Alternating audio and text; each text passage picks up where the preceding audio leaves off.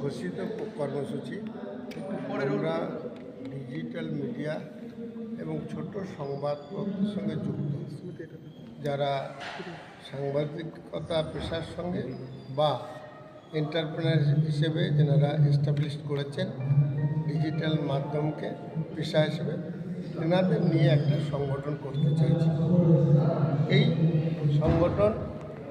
আমাদের মূল উদ্দেশ্য হচ্ছে আমাদের রাজ্যে বিশেষত বা দেশের